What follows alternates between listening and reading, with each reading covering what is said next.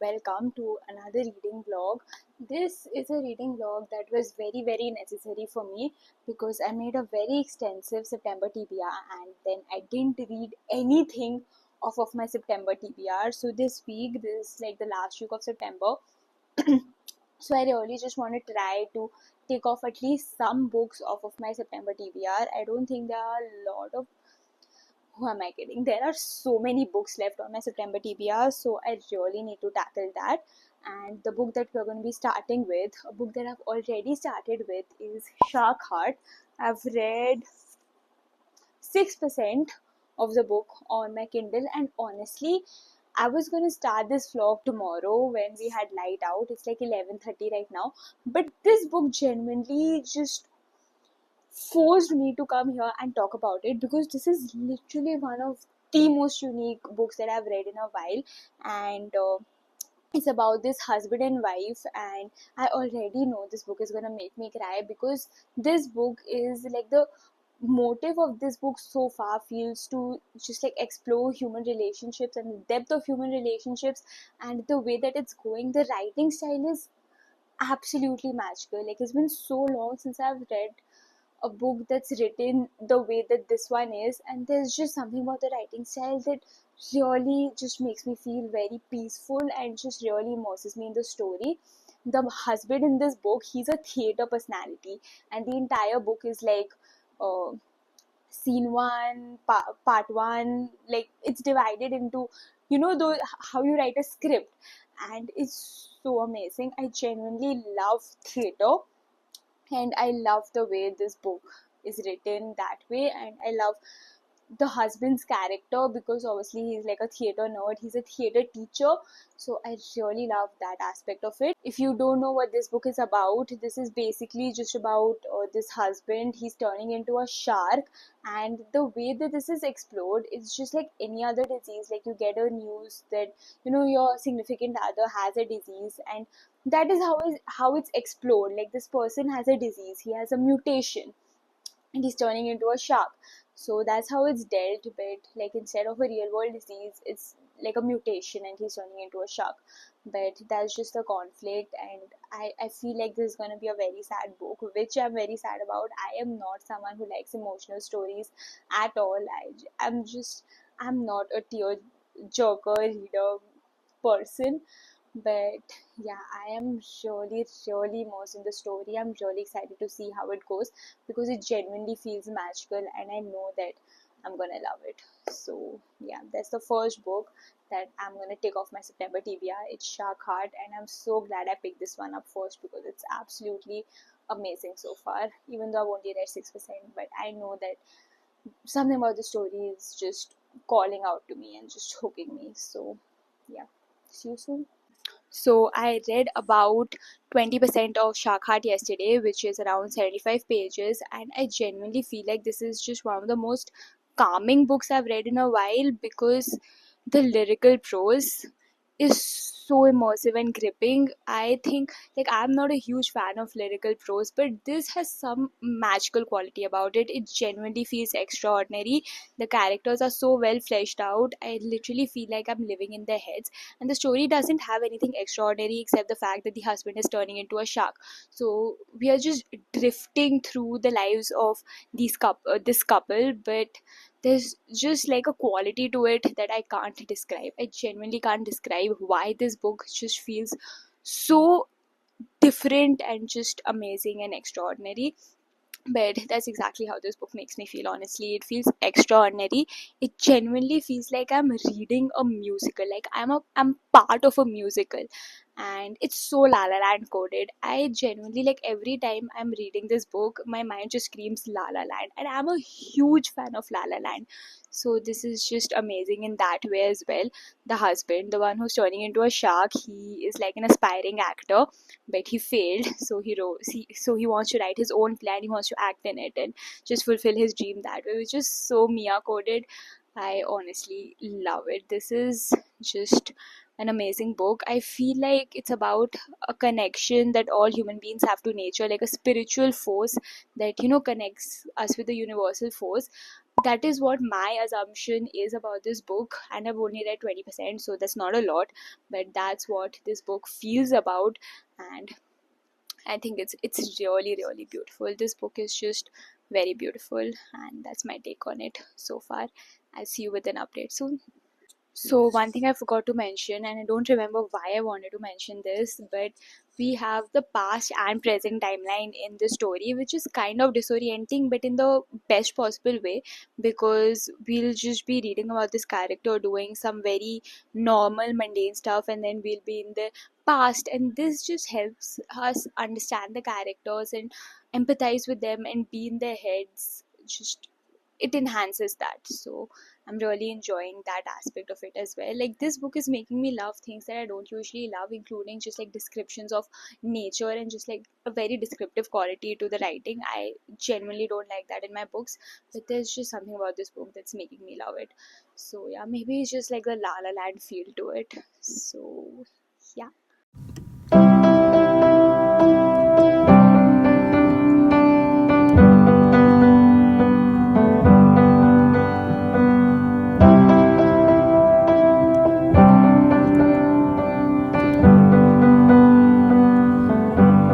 I wish that I could cough out my emotions in a healthy manner.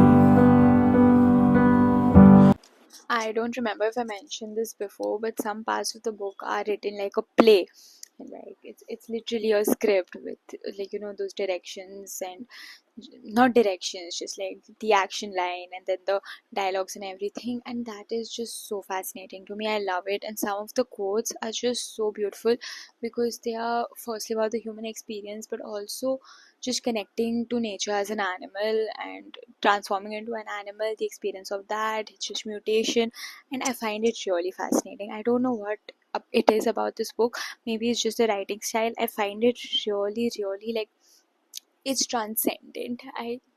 It's genuinely ethereal. I have no other way to describe the writing style. It's so beautiful. I love it. It's amazing. I love how theater is just such a huge part of the story because Lewis is like he's a high school theater teacher. So we have these like he's directing these plays for the students, and he wants to do his own project like as a scriptwriter and just actor, and I really love that aspect. Honestly, I am devouring it because I love script writing, I love theater, I love movies, so this is just like an aspect that adds to an already fascinating book to me. So yeah, and speaking of devouring, as a vegetarian, this shark's diet is just so difficult for me to read, but yeah, this generally a very enjoyable book for me, and I'm really really enjoying it.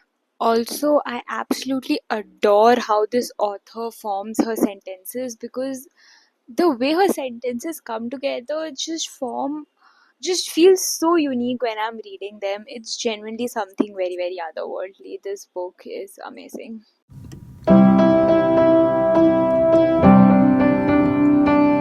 So, in the first portion of the book, like you saw, I was so hopeful, so dreamy about everything. Like, it's a spiritual connection to nature, and we've officially reached the 50% mark. And I think it's only gonna go like it's gonna go into the grief portion. And as I've said before, I am not one for tearjerker romances at all.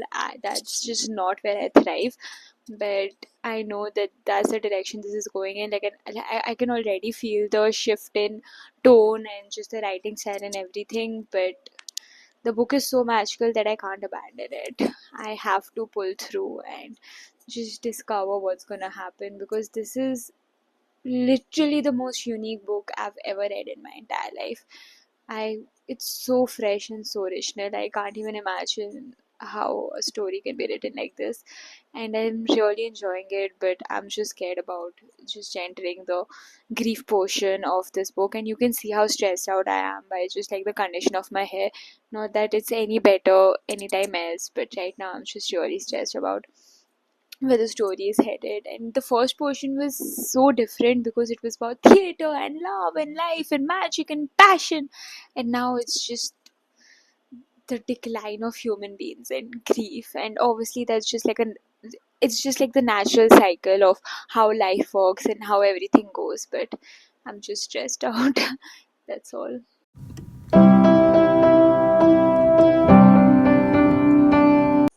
I am genuinely not someone who cries over books or even feels like extremely emotional over them.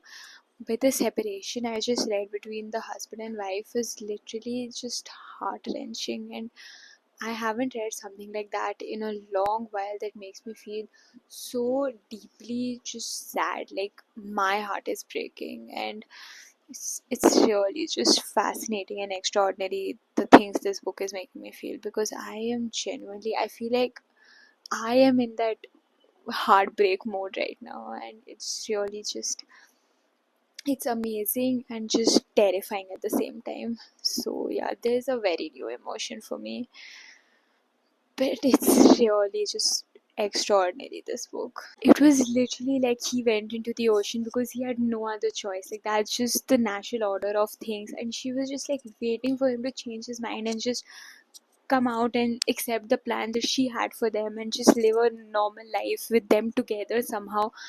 And it was just so sad. Oh my god. There was a quote in this book, and paraphrased, it said that like there is joy in life and there's grief in life, and the human experience is just everything in between. And that is just so accurate. This book is literally just like joy and grief and just everything in between, like every emotion of the human experience, and it's genuinely fascinating. So I didn't know there was a part two in this book, but apparently we are also getting the story of Angela, who was Ren's mom. Ren was the wife in part one, and we are getting her experience with like teenage pregnancy. She had Ren when she was only 15, so we're getting that whole experience. And she was in a really toxic and abusive relationship, and we're just getting to experience life through her point of view. And I still agree that the prose is just so magical, and you're right there with her experiencing life with this teen mom who's in like a very bad situation, but she's like such a good person and has such a good viewpoint on life, and I'm really enjoying that story. It's just, this book really just captures and captivates everything. So yeah, so I just finished Shark Heart by Emily Habeck. Habeck, I'm sorry, I don't remember the pronunciation, but this was a really, really unique experience because I genuinely don't know what to think about this book. I don't have any blueprint to compare my experience of this book to, because I started off just loving this book. You guys saw how I was literally like obsessed with this book. I was like, this is my new favorite book of all time. And then I just got kind of bored. And then I hated the book for a while. And then my opinion of it kind of went up again. So I genuinely don't know what to think about this book. I know that it's really, really unique. Like I haven't read anything like this ever. I think the metaphor is just extremely relevant and works very well with the story. I think the story is written amazingly. One thing that stayed consistent throughout the book was that the lyrical prose just hooked me and gripped me, and I was so immersed. I was loving the descriptions. I genuinely loved that aspect of the book, and this literally just encapsulates the whole spectrum of human emotion and just human nature, because the characters are very real and authentic. Like you can't love them completely, nor can you hate them completely. They are just really morally grey characters, just like how we all are in real life. And I think there was a lot of nature imagery in this book as well, which of course, since this person is turning into a shark, so we do have that aspect going. I loved the theater aspect of it.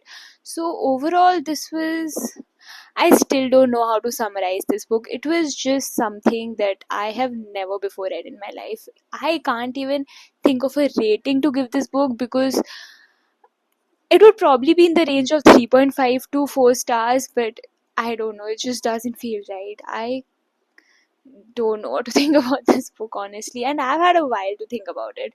So, yeah. Would I recommend it? Yes. I think everyone should read this book because I think it encapsulates just the human experience, the reality of being human, human emotions, and just life in general very well. So I think this would just be like a new obsession for anyone who likes that. But if you don't like slow paced narrative that just follows these people through their life, through their mundane days, then you probably wouldn't like this. But yeah, very, very, very interesting read. I genuinely don't have a lot of days left in September, so I'm just trying to cram as many books as possible into this really free week that I have during the pujas. So that's just like my main goal now. And the next book that we're gonna read in this vlog is Babel by R.F. Kuang. This book has been on my shelf for way too long. It's high time that I read this book.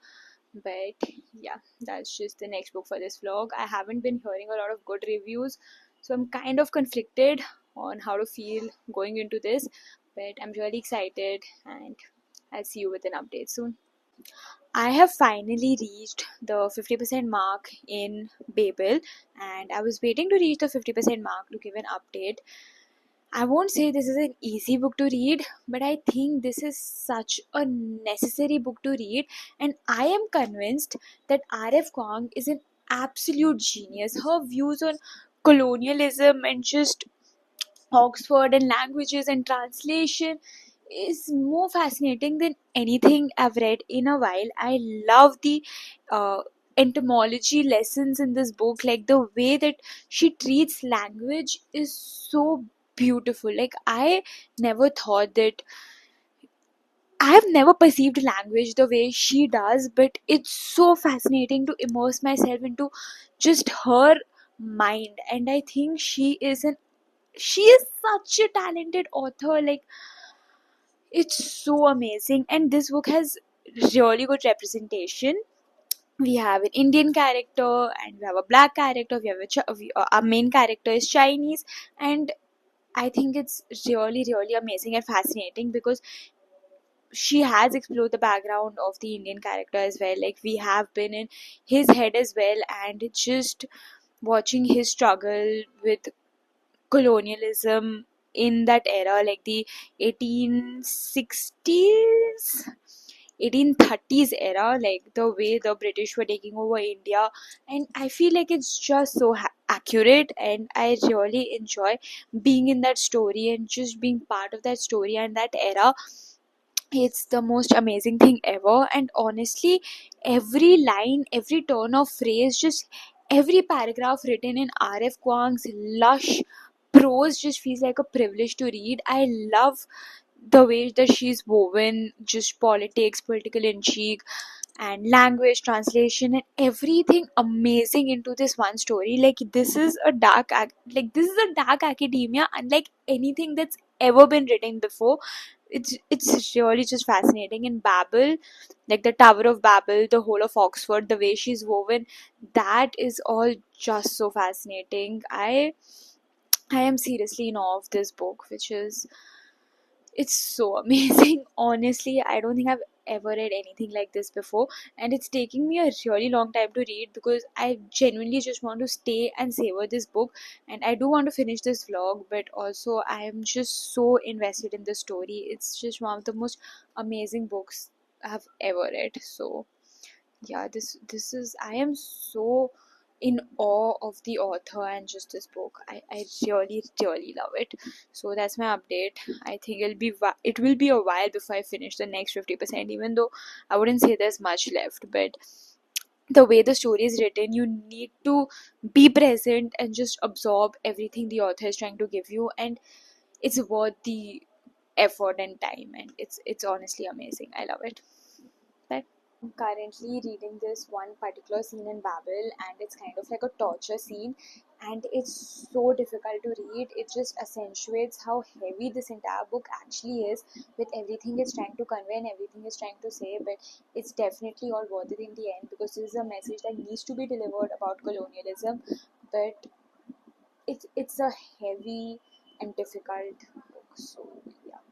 So I did finish reading Babel just last night, and this is a really, really sad, heavy, and depressing book, but it also contains a message that really needs to be conveyed to the world with regards to colonialism and its far reaching effects, and just the inner landscape of characters who are victims of a motherland that is being poached of resources by the British, but they are helpless to do anything.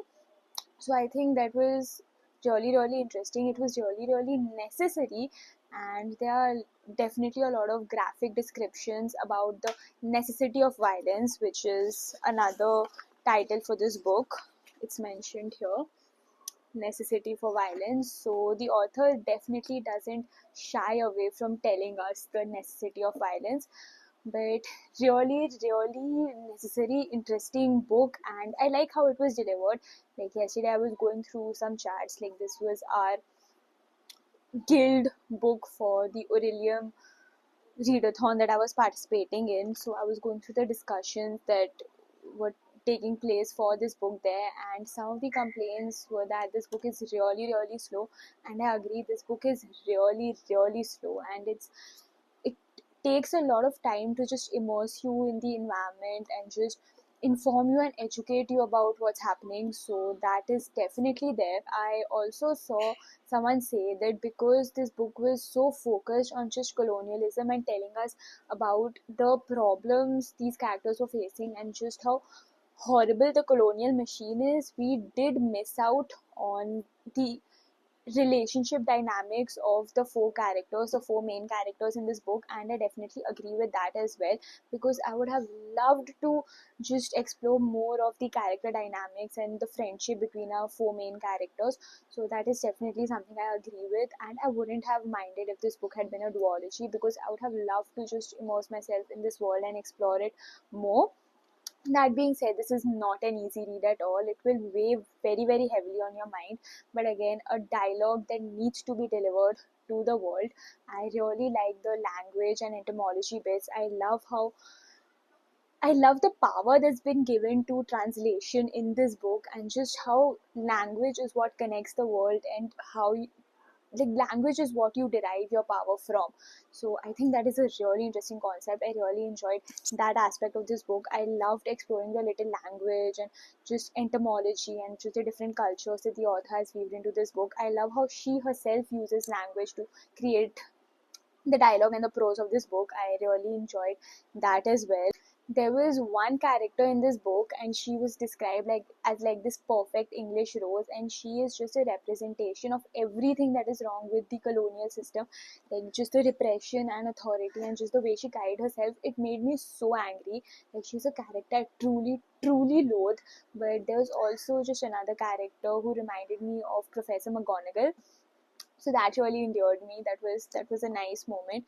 But again, we didn't explore a lot of that dynamic with any of the characters. This was just like a really almost non-fictional account of how colonialism sucks, basically.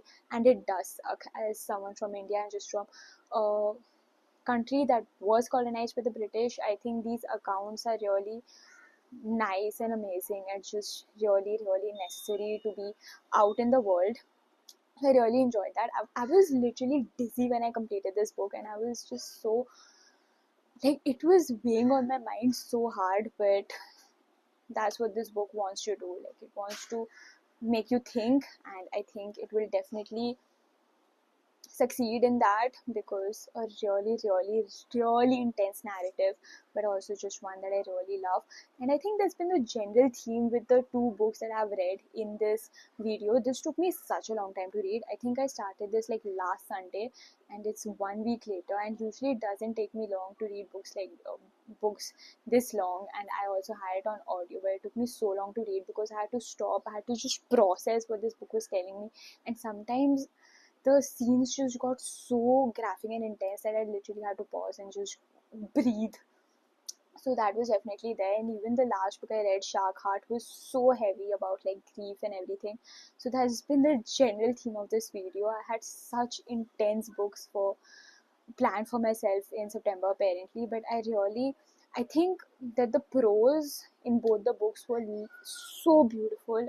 It was amazing. I genuinely enjoyed the prose in both of those books, and I loved the theater motif in that one. I loved the language translation motif in this one. So that was really interesting. I think that one was more character focused, and this one is definitely more plot focused. That one compromised on the plot sometimes, this one compromised on the character sometimes, so they're definitely different in that regard. I don't know why I'm comparing these two books in the first place, but I think both of them just really weighed heavily on my mind. So yeah, that's there. Really, really intense reading vlog, but I am happy that it's over. I needed a break from this book. Like, you will need a breather from this book. You can't read this all at once. This was way too intense. But yeah, I think we're at the end of this reading vlog. Took me way longer to complete this vlog than I anticipated, and we are well into October now. Not well into, it's just the beginning of October, but I'd hoped to complete it in September, but obviously I couldn't. So yeah, that brings us to the end of today's reading vlog. I promise the ones after this are going to be happier, and just I need some happy books to just reset my brain again. But yeah, that's what we've done in this reading vlog. I hope I'll see you in the next one, and don't forget to like and subscribe. Bye bye.